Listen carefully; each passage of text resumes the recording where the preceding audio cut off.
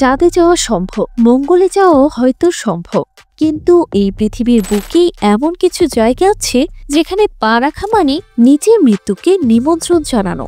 আজ আমরা আপনাকে নিয়ে যাব সেই নিষিদ্ধ জগৎগুলোতে, যেখানে সরকার বা প্রকৃতি উভয়ই মানুষের প্রবেশ নিষিদ্ধ করে দিয়েছে। সাহস থাকলে শেষ পর্যন্ত দেখুন। তালিকায় প্রথমেই আছে ব্রাজিলের ইলা ডা কুয়েমাডা গ্রান্ডে, যা পরিচিত স্নেক আইল্যান্ড নামে। ব্রাজিলের সরকার এখানে মানুষের প্রবেশ পুরোপুরি নিষিদ্ধ করেছে।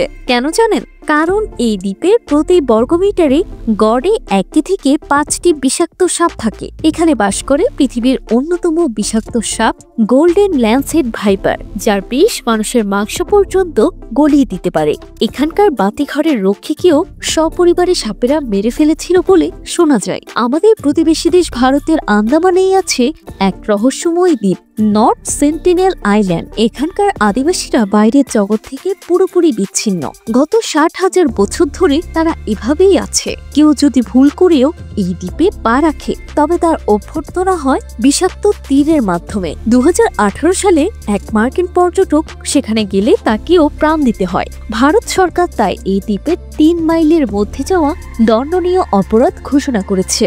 আমেরিকার নেভাদার মরুভূমির বুকে লুকিয়ে আছে পৃথিবীর সবচেয়ে বিতর্কিত জায়গা এরিয়া 51। বলা হয় এখানে এলিয়েনদের নিয়ে গবেষণা হয়। এখানকার নিরাপত্তা এতটাই কড়া যে ভুল করে সীমানা পার করলেই প্রহরীরা গুলি করার অনুমতি রাখে। কি আছে এর ভেতরে আজও তা সাধারণ মানুষের এক অজানা রহস্য। জ্ঞান পিপাসুদের জন্য এটি স্বর্গ হতে পারত, কিন্তু এটি নিষিদ্ধ।